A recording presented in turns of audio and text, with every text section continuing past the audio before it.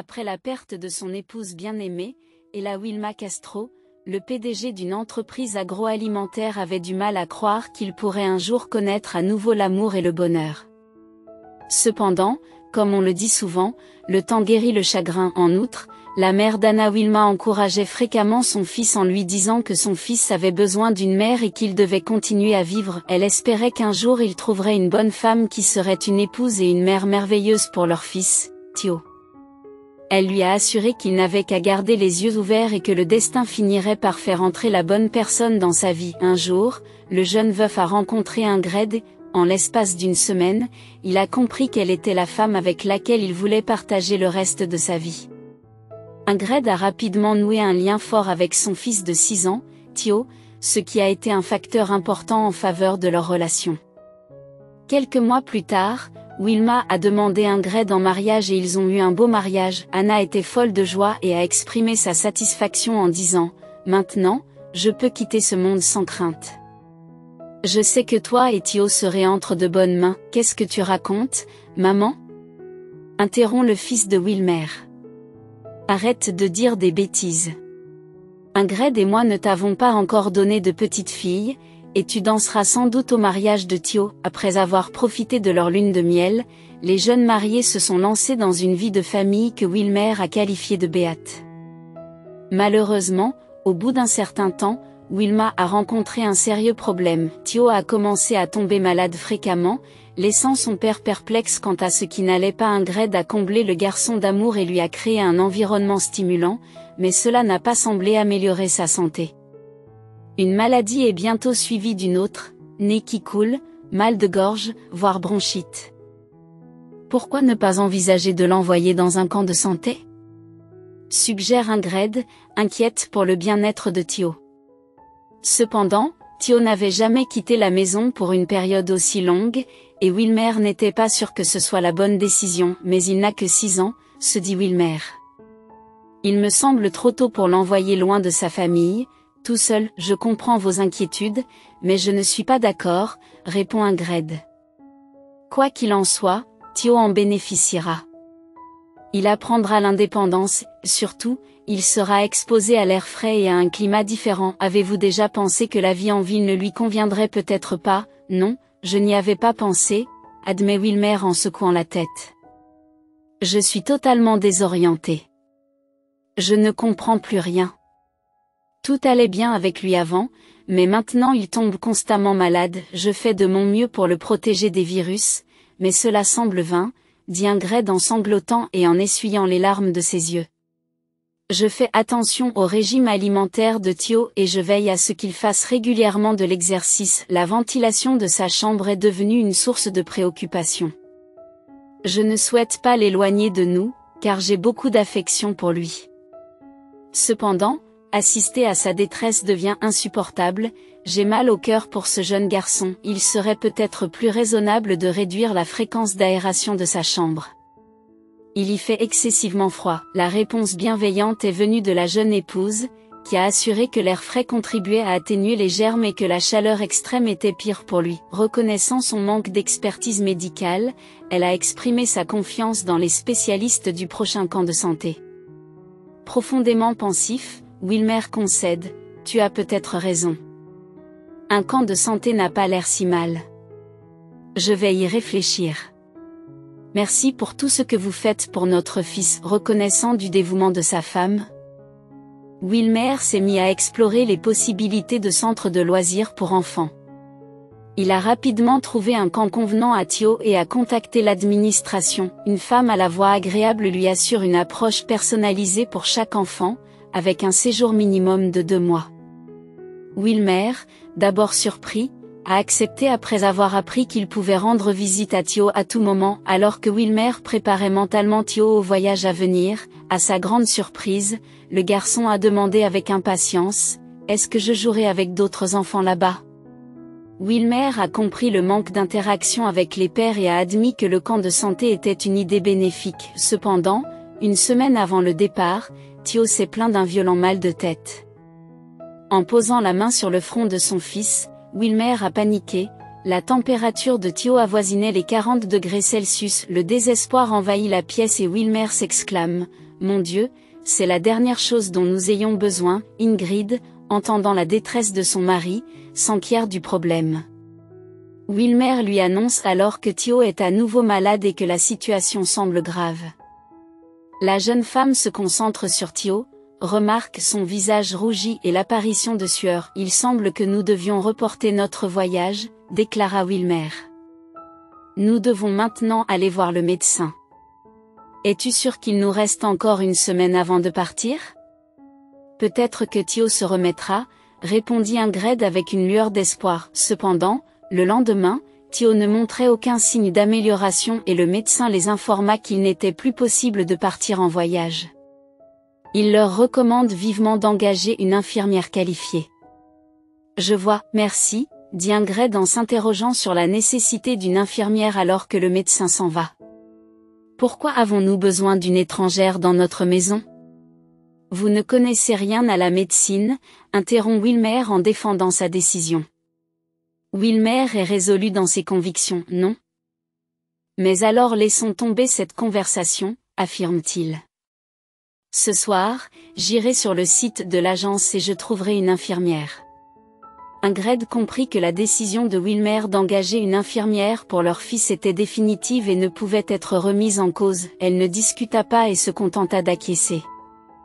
Très bien, conclut Wilma. Maintenant, il faut que j'aille au bureau. Prends soin de Thio. S'il y a une urgence, appelle-moi.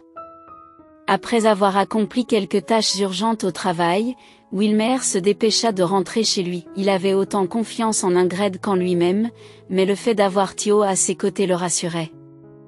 Alors qu'il passait le pont, il remarqua une jeune fille mal habillée qui semblait perdue dans ses pensées. Soudain, elle passa sa jambe par-dessus la balustrade, envisageant manifestement de sauter. Wilmer freine, sort rapidement de la voiture et s'écrie « Qu'est-ce que tu crois faire ?» Il éloigne l'inconnu de la balustrade. « Tu es fatigué de vivre ?»« Oui, je suis épuisée, » sanglote la jeune fille. « Ce n'est pas la vie, c'est juste de la souffrance. »« Viens, allons à la voiture », ordonne Wilmer après un bref moment d'hésitation. La jeune fille suit docilement. « Quel est ton nom ?»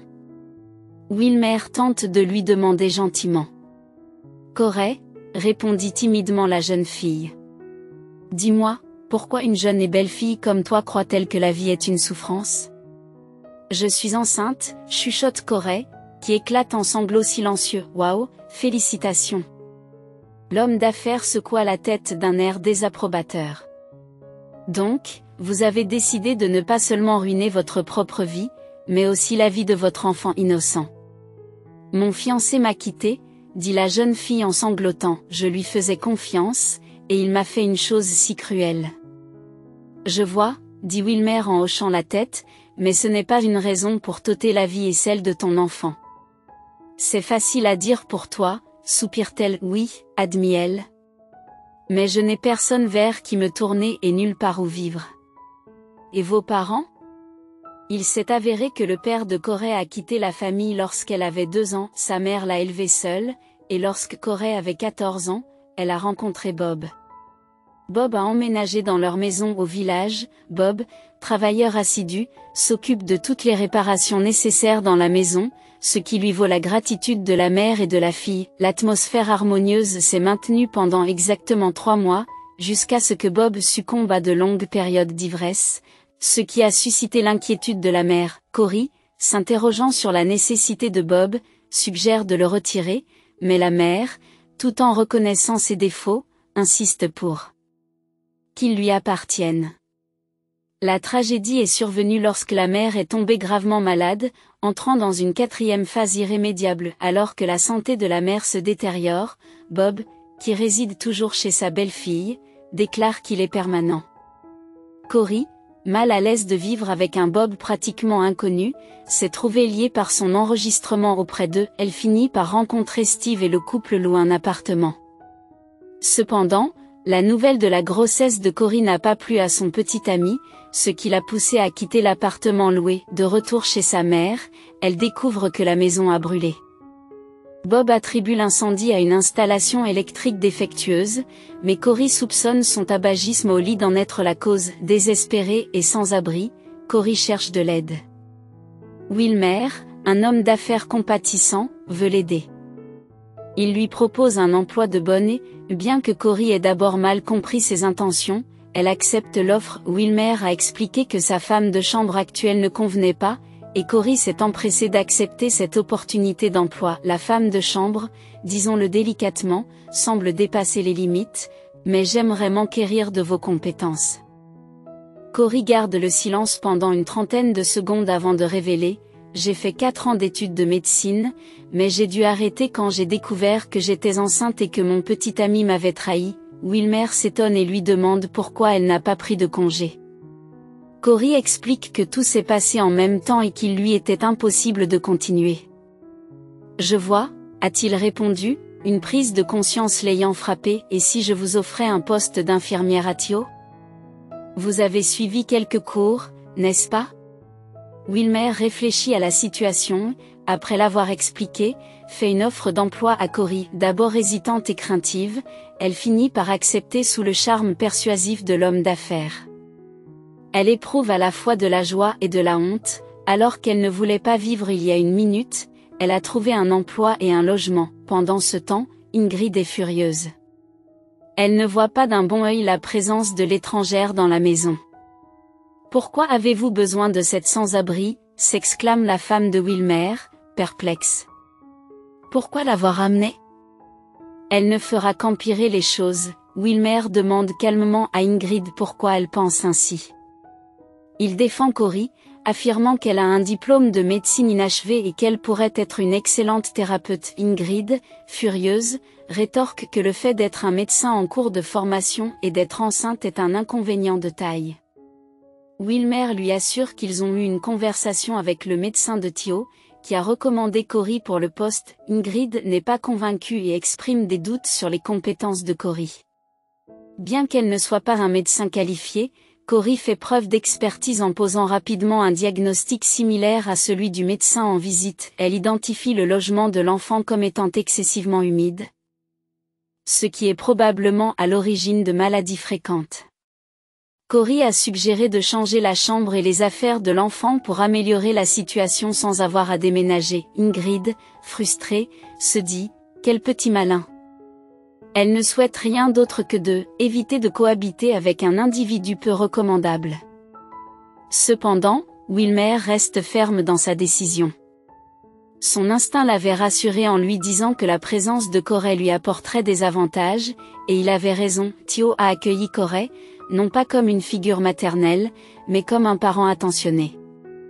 Cependant, Wilma a décidé d'installer une caméra, non seulement pour vérifier la fiabilité de Cory, mais aussi pour s'assurer du bien-être de son fils pendant son absence lors de ses voyages d'affaires. Après avoir régulièrement visionné les images depuis le bureau, Wilmer est satisfait des performances exemplaires de Cory et de la satisfaction de son enfant. Le seul problème se pose avec Ingrid. Conscient de son mécontentement à l'égard de la jeune infirmière, Wilmer soupçonne que son attitude n'a rien d'anodin.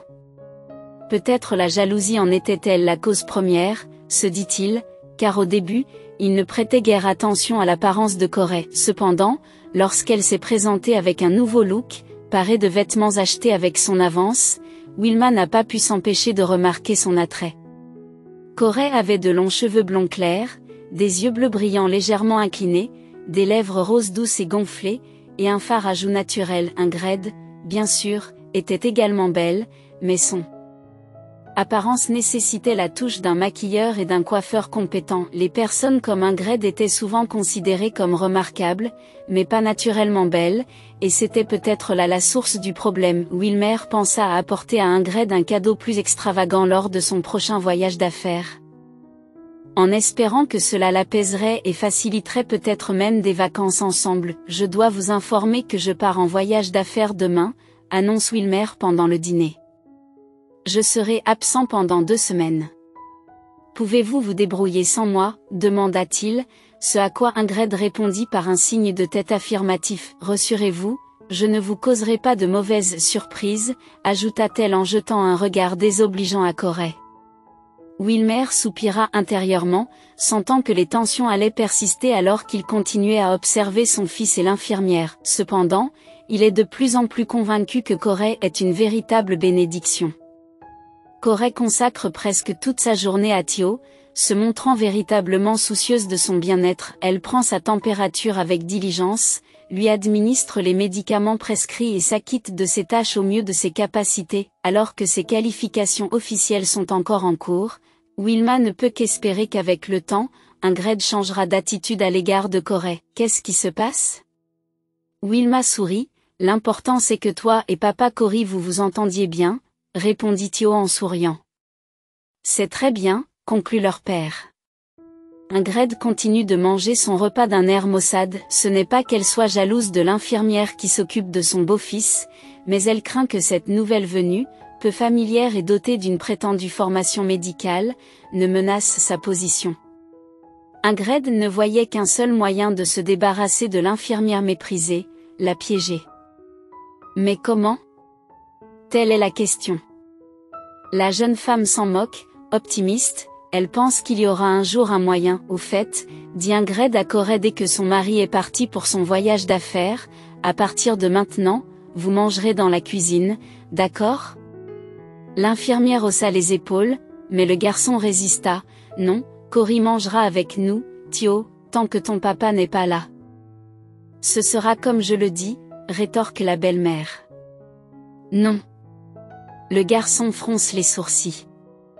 Ingrid voulut gronder son beau-fils, mais hésita en se souvenant de l'appareil photo. C'était une chose de remettre le personnel à sa place, mais c'en était une autre de crier sur l'enfant, ce que Wilma ne pardonnerait jamais à personne. Ce n'est pas nécessaire, dit Thio d'une voix sucrée. Corey mangera dans la cuisine. Après tout, le jardinier et le gardien mangent dans la cuisine et il n'y a rien de mal à cela.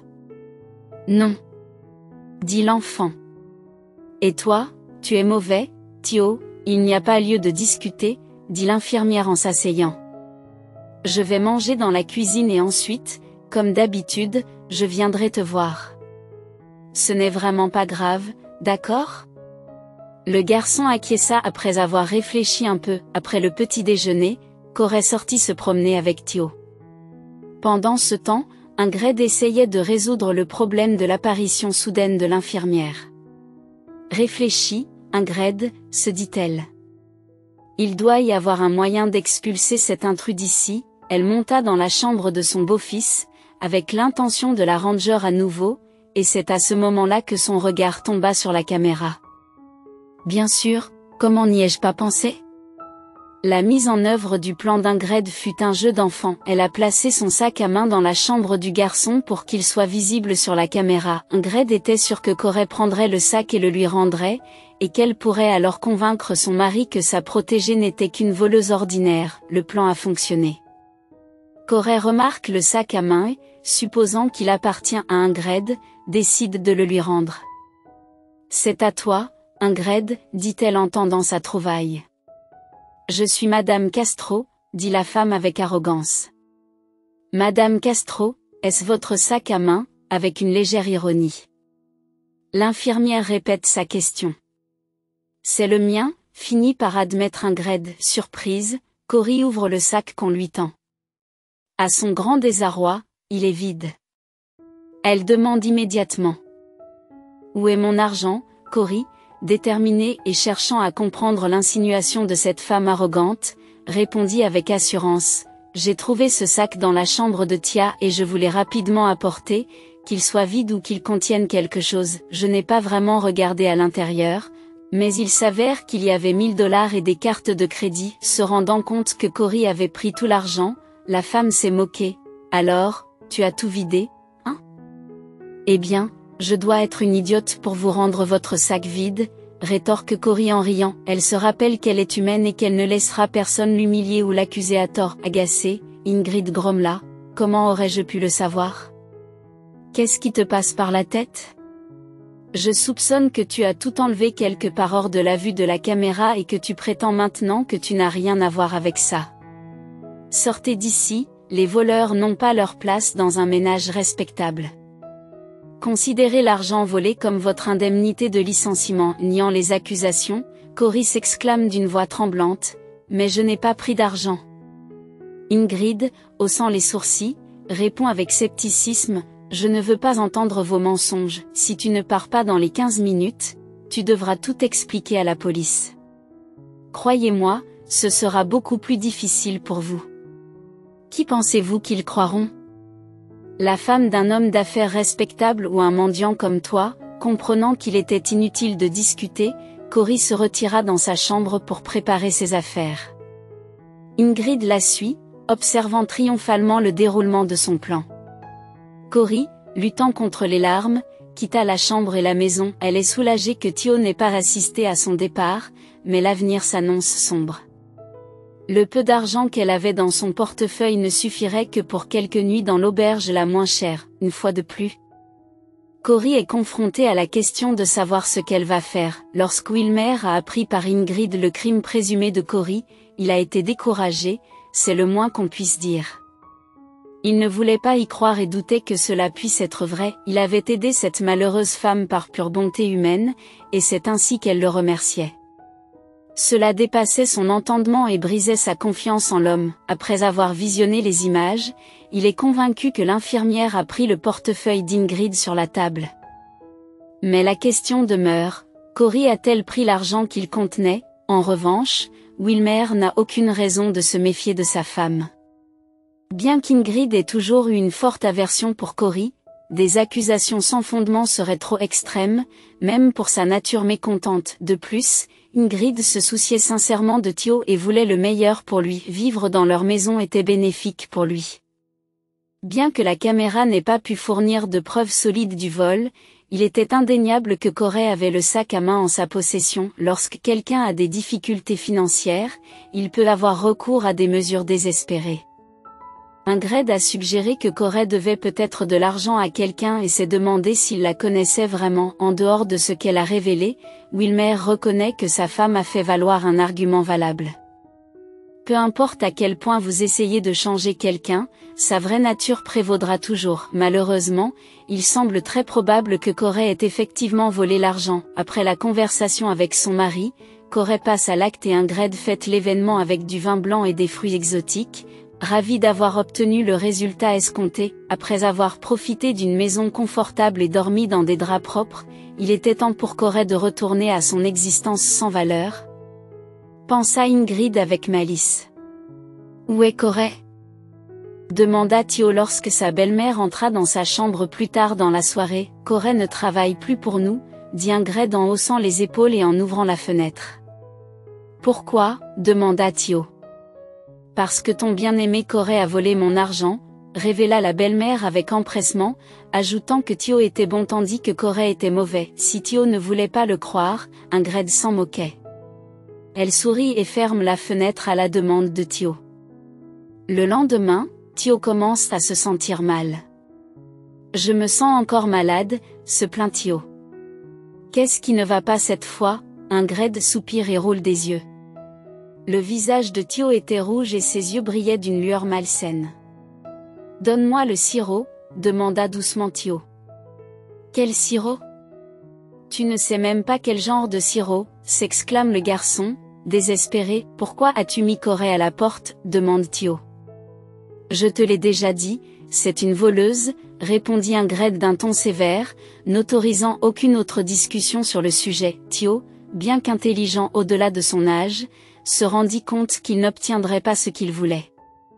Il décida qu'il valait mieux attendre son père. La belle-mère lui tendit le sirop et quitta la pièce. Elle a l'intention d'ouvrir la fenêtre, mais Thio dit qu'il a très froid, et Ingrid décide de ne pas le faire. L'état de Thio continue de se détériorer, et ce n'est pas seulement dû à sa maladie. Il avait l'impression que seul Corey se souciait vraiment de lui.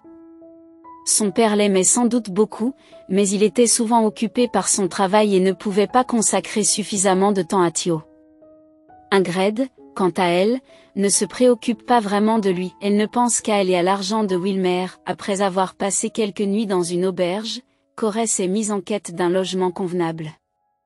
Elle s'accroche à l'espoir, priant pour que des personnes au cœur tendre existent encore dans ce monde. Elle se demandait si quelqu'un serait prêt à lui prêter un coin de rue ou si elle pourrait offrir son aide pour les tâches ménagères en échange d'un logement. Malheureusement, l'optimisme de Corey a commencé à s'émousser au fil du temps et personne ne s'est manifesté pour l'aider. Déterminée à ne pas céder au désespoir, elle décide de se rendre dans le quartier où elle et Steve avaient loué un appartement. Ce quartier était connu pour son taux de criminalité élevé, ce qui rendait difficile la recherche de locataires. Cependant, la chance semble être du côté de Corey, car elle tombe sur quelqu'un prêt à lui prêter un minuscule appartement. Le seul inconvénient est que son nouveau propriétaire est un gros buveur et que l'appartement lui-même est sale et empeste la fumée de cigarettes. Néanmoins, c'est toujours mieux que d'être sans abri. J'attends l'argent du loyer dans un mois, grommelle le propriétaire ivre, et Corey acquiesce, espérant trouver un emploi rapidement. Le plus important était de garder sa grossesse secrète pendant sa recherche d'emploi. Le propriétaire passait de temps en temps pour s'enquérir de l'argent, mais Corey éludait toujours ses questions, lui rappelant que cela ne faisait pas encore un mois. Elle se doutait qu'il avait besoin de l'argent pour son alcool, et elle voulait le retarder le plus possible. Finalement, Corey a réussi à trouver un emploi dans un service de livraison de nourriture. Nous payons sur une base hebdomadaire, lui dit l'administrateur, et Corey acquiesce avec gratitude. Elle n'en revient pas de sa chance. Le salaire était décent, d'après ses calculs, elle devrait pouvoir payer son loyer après une seule semaine de travail. Corey remplit le réfrigérateur et met de l'argent de côté pour le loyer, se sentant soulagée. Malheureusement, sa chance s'est brusquement arrêtée, un jour, alors qu'elle portait un lourd chargement de courses à livrer. Corey est soudainement tombée malade et s'est effondrée au centre commercial. L'administrateur, paniqué, appelle une ambulance. Compte tenu de votre état, il n'est pas conseillé de porter des charges aussi lourdes, lui dit le médecin. Vous risquez de faire une fausse couche, nous allons donc devoir vous garder ici pendant quelques jours. Corey pousse un gros soupir. Elle n'avait réussi à travailler que 2 jours cette semaine-là, et elle se demandait maintenant si elle serait payée pour ses efforts. Pas de travail, pas d'argent, pense tristement Corey. Et comment suis-je censée payer le loyer? Le seul point positif était que l'hôpital était bien plus confortable que son appartement miteux. Elle a contacté son propriétaire et lui a expliqué sa situation, demandant une semaine supplémentaire pour payer le loyer en raison de son hospitalisation. Bien sûr, il avait déjà fait preuve d'une extrême gentillesse à son égard, mais elle espérait qu'il lui accorderait une faveur supplémentaire. Mais cette fois-ci, l'homme n'a pas envie de se mêler des problèmes de la pauvre femme. Je m'en fiche, avez-vous de l'argent? Il interrompt le flot de plaintes de Corey. Oui, dans le placard de la cuisine, sous la théière bleue, répond-elle, espérant convaincre le propriétaire de sa stabilité financière et obtenir un peu de clémence. Quelle naïveté, c'est bien, dit l'homme, visiblement satisfait, et il ajoute, je prends tout l'argent. Cela couvrira un mois de loyer et me servira de dédommagement pour le désagrément de la tante. Et vous ne devez plus revenir ici, je n'ai pas besoin de locataires irresponsables comme vous. Où puis-je déposer la clé? Demanda Corey d'un air sombre. À l'hôpital de la ville, répondit-elle, je la laisserai à la dame de service. Pourquoi ne manges-tu pas? Demande Ingrid, en regardant son beau-fils piocher dans une assiette de pâtes en fronçant les sourcils. Je ne veux pas, marmonne Thio en repoussant l'assiette. Le garçon désirait ardemment la présence de Corey, mais il savait qu'il valait mieux ne pas en parler avec sa belle-mère. Sinon, elle se mettrait à l'insulter et à l'accuser de nouveau d'être une voleuse. Comment vas-tu? Demanda joyeusement Wilma à son retour de voyage d'affaires. Bien, ronronne Ingrid en embrassant son mari. Il sourit. C'est super. Où est Thio? Il est dans sa chambre, répond-elle en remarquant que son fils est resté figé, bouche bée, en état de choc. Pour être honnête, il n'avait pas reconnu Thio tout de suite. Le garçon était devenu pâle, avait rapetissé et avait l'air malheureux. « Es-tu encore malade ?» demande le père inquiet. « Papa, Corey peut-il revenir ?» répondit le garçon, une larme roulant sur sa joue pâle. Wilma est confuse mais ensoleillée. « J'aimerais qu'elle revienne, mais c'est impossible, » répondit-il avec désespoir. Wilmer regarde sa femme, l'interrogeant silencieusement. Si Thio était au courant du vol, Ingrid hocha à peine la tête. « Papa, je sais qu'Ingrid pense que Corey a volé l'argent, » dit l'astucieux enfant, « mais ce n'est pas vrai. Elle est bonne, et Ingrid est mauvaise. » J'avais froid et elle a ouvert la fenêtre. « De quoi parles-tu, de la bonne ou de la mauvaise Ingrid ?» Wilma n'en peut plus. « Si seulement c'était aussi simple, Ingrid, » lui dit-elle sévèrement, « ne crie pas sur l'enfant. » « Je suis désolée, » balbutie-t-elle, « mais vous devriez comprendre. »« Je comprends, » dit le mari, « quand je suis partie, Thio est retombé malade. » N'est-ce pas une raison suffisante pour prendre en compte sa demande? Ingrid n'en croit pas ses oreilles. « Vous envisagez vraiment de la réembaucher? » s'étonne Wilma. « Si cela peut vraiment aider, alors oui, » répondit-il, « et j'aimerais aussi entendre la version de Corey sans tarder. » C'est ainsi que Wilmer se met à la recherche de Corey. La trouver s'est avérée être une tâche difficile pour Wilma, étant donné l'absence d'une adresse fixe. La seule piste qu'il possède est l'emplacement de l'appartement qu'elle a partagé avec le père de son enfant. Cependant, leur relation s'était effondrée à la suite d'une trahison, ce qui rendait un retour improbable. Malgré la présence potentielle de connaissances dans ce quartier, Wilma pense qu'il vaut la peine de l'explorer. Le quartier, bien que délabré, ne présentait pas d'autres indices. L'homme d'affaires Prosper ne semblait pas à sa place dans ces rues qui ressemblaient à un monde à part. En montrant la photo de Corey aux habitants, Wilmer ne rencontre que des haussements d'épaules. Devant la perspective de repartir les mains vides, la chance lui sourit enfin. Une femme d'une quarantaine d'années, vêtue d'une robe à fleurs et d'un pullover délavé, confirme avoir vu la jeune fille la veille. Elle lui révèle que Corey a loué un appartement au premier étage d'une maison voisine. Reconnaissant pour l'information, Wilmer se rendit à l'immeuble indiqué. En s'approchant de l'entrée, Wilmer rencontre 3 hommes en état d'ébriété. S'enquérant de Corey, l'un d'eux avoue effrontément être son propriétaire. Sceptique, Wilmer échange un regard avec l'homme, conscient qu'il s'agit d'un motif potentiel de gain financier. Cependant, moyennant $50, l'homme a révélé qu'il avait demandé à Corey de quitter les lieux pour cause de non-paiement. Curieux de savoir où se trouve Corey, Wilmer reçoit des informations inattendues. La femme enceinte s'est réfugiée à l'hôpital de la ville, tentant désespérément de gagner du temps. Ignorant ses supplications, le propriétaire a refusé la charité et Wilmer est parti avec les connaissances acquises, aux prises avec l'indignation d'une femme enceinte expulsée. En réfléchissant à la situation, Wilmer se rend compte de l'ironie de la situation. Si Corey avait effectivement volé de l'argent, comment pouvait-elle se retrouver sans le sou et menacée d'expulsion? Il réalise alors que Corey n'a rien volé et que le propriétaire ne lui a pas versé un centime. Une vague d'embarras le submerge alors qu'il reconnaît le mois de travail dévoué de Corey, au cours duquel elle a non seulement assumé ses responsabilités, mais aussi gagné son affection. Déterminé à la retrouver, Wilmer s'est rendu à l'hôpital de la ville. Les prières ferventes de Corey pour sa présence pendant la menace précaire d'une fausse couche ont fait naître un sourire doux amer sur le visage de Corey. Le cœur de l'homme d'affaires s'est emballé avec l'anxiété, et une maladie inattendue l'a frappé au travail. Par conséquent, Wilmer s'est retrouvé dans la situation actuelle, se prenant mentalement la tête, réalisant que ce n'était pas la circonstance idéale pour son employé dévoué. Wilmer a haussé les sourcils en signe de confusion, ce qui a incité Corey à hocher la tête en signe de reconnaissance.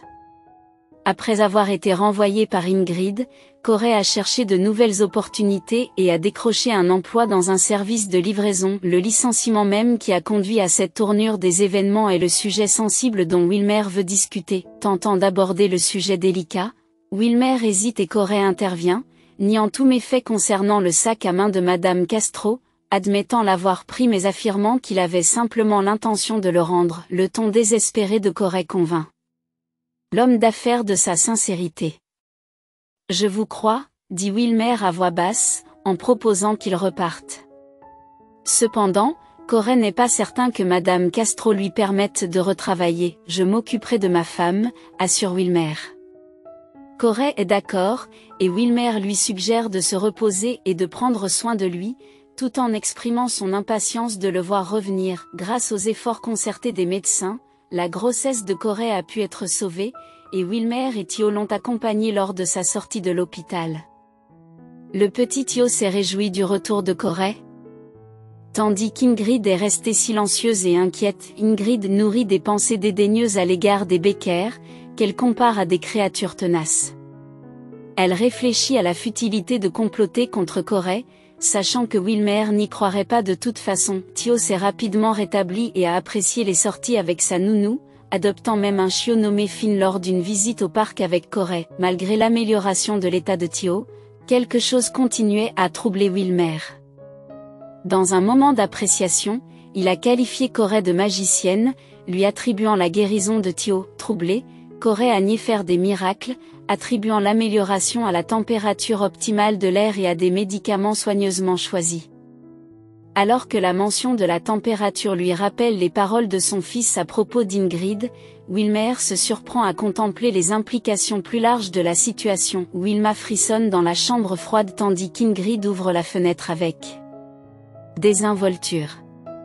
Elle ne comprend pas pourquoi l'espace de leur enfant est constamment humide, ce qui provoque des maladies fréquentes. Wilmer, réfléchissant à la possibilité d'une erreur de construction, envisage même d'intenter une action en justice contre l'entreprise de construction. Cependant, une pensée inquiétante s'est insinuée dans son esprit, et si Ingrid avait intentionnellement gardé la chambre de Thio au frais, de plus, la suggestion d'Ingrid d'envoyer Thio dans un camp de santé a éveillé les soupçons. Réticent à accuser ouvertement sa femme, Wilmer a opté pour un examen indépendant, espérant qu'il se trompait sur le fait qu'Ingrid avait délibérément nui à la santé de leur fils. La tension dans leur relation s'accroît lorsqu'Ingrid remet en question l'opportunité pour les domestiques de dîner avec les hôtes. Malgré l'acquiescement calme de Wilma, elle affirme le rôle de Corey dans leur famille, soulignant sa gratitude pour avoir guéri Thio. Ingrid, visiblement bouleversée, a laissé entendre qu'elle allait partir et demander le divorce, une manœuvre destinée à susciter un appel désespéré de la part de Wilma. Au lieu de cela, Wilmer la surprend en acceptant volontiers le divorce, même s'il ne lui offre rien dans le cadre du contrat de mariage. La manipulation d'Ingrid a échoué et Wilmer, imperturbable, lui a rappelé qu'il savait qu'elle avait tenté d'accéder au coffre-fort. Après le divorce, il lui a exprimé sa gratitude pour ne pas l'avoir accusé de vol. Ingrid, d'un air dédaigneux, n'a pas réussi à le convaincre. Wilma précise qu'elle n'est pas à l'origine du divorce et lui remet les résultats de l'examen indépendant en guise de cadeau d'adieu. Elle lui a remis les résultats de l'examen indépendant en guise de cadeau d'adieu. Au revoir, je vous souhaite beaucoup de bonheur dans votre nouveau chapitre, dit-elle, laissant Ingrid stupéfaite. Ingrid est partie en trombe, sa colère transparaissant dans ses mots tranchants. Trouver quelqu'un d'autre à embêter, je m'en fiche. Ses talons élégants résonnèrent bruyamment lorsqu'elle partit. Comment a-t-elle pu commettre une telle erreur? Eh bien, décida-t-elle, elle s'assurerait de mettre un peu d'animation dans la vie d'Ingrid. Ingrid, à son tour, semblait avoir oublié tout sens de la sagesse. On dit que le rire est la meilleure des vengeances. Plus tard dans la soirée, armée d'un bidon d'essence et d'un briquet, Ingrid se rendit à la maison où elle avait l'habitude de vivre. Corey et Thio étaient plongés dans des jeux de société, tandis que Finn explorait joyeusement les environs. Wilma était attendue d'un moment à l'autre. « Tu sens une odeur de brûlé ?» demanda Corey en remarquant une odeur particulière dans l'air. Soudain, des flammes scintillent à l'extérieur de la fenêtre, remplissant Ingrid d'horreur. « J'ai peur !» s'écrie Thio, tremblant de peur. « Reste calme, ma chérie », rassure Corey, qui prend la main de l'enfant et se précipite vers la sortie la plus proche. Le temps était compté. Car l'incendie menaçait de bloquer leur voie de sortie. Corey a rapidement placé Thio sur l'herbe, à bonne distance des flammes, et a pris un moment pour reprendre son souffle. Alors qu'ils se tenaient là, un voisin s'est précipité vers eux, haletant, et s'est exclamé « J'ai déjà appelé les pompiers », les yeux de Thio s'écarquillent de soulagement. « Regarde, c'est Finn. » Corey sourit en apercevant leur animal de compagnie bien-aimé. Sans hésiter, Corey s'élance à nouveau dans la chaleur torride. Quelques minutes plus tard, une explosion assourdissante a déchiré l'air, provoquant l'effondrement de la maison comme un fragile château de cartes. Pendant ce temps, Will Mastro n'en croit pas ses yeux. La maison, qui avait été la fierté et la joie de Will, est maintenant en flammes. Ouvrant la portière de sa voiture, il s'écrie désespérément « Où est mon fils ?» Un pompier lui répond rapidement « Il est en sécurité chez les voisins ». Sans hésiter, Will s'est précipité vers la maison des voisins, priant pour que Corey et leur chien, Finn, soient également sains et saufs. Submergés par le choc, Corey a trébuché sur ses mots pendant qu'on s'occupait d'elle. Corey, le petit, a-t-elle bredouillé, essayant de comprendre les événements. Les ambulanciers l'ont rapidement transporté à l'hôpital, où ses blessures ont été jugées graves. Will fait les 100 pas dans le couloir de l'hôpital, attendant des nouvelles. Finalement, il fut soulagé d'apprendre que Corey était dans un état stable. Bien que ses mains et ses pieds aient subi des brûlures, sa vie et sa grossesse n'étaient pas en danger immédiat. C'était un coup de chance. Quelques instants avant que la maison ne s'effondre, Corey avait réussi à s'échapper par la sortie de secours située dans la cuisine. Assis au chevet de Corey, Will lui tient doucement la main alors qu'elle dort profondément sous sédatif. Il la regarde, un mélange d'inquiétude et d'affection émanant de son regard. Ce n'est que maintenant qu'il réalise à quel point il s'est attaché à cette fille remarquable. Doucement, il murmure « Je n'ai jamais eu l'occasion de te dire que je t'aime », en serrant tendrement la paume de sa main. Malheureusement, la maison a été complètement détruite par l'incendie et n'a pas pu être reconstruite. Cependant, il y avait d'un bon côté. Elle était assurée, les caméras de sécurité avaient filmé Ingrid en train de mettre le feu, mais en raison de son instabilité mentale, elle n'a pas pu être tenue responsable de ses actes et n'a pas été emprisonnée. Corey suivait un traitement dans un centre de santé mentale. Chaque jour, elle montrait des signes d'amélioration.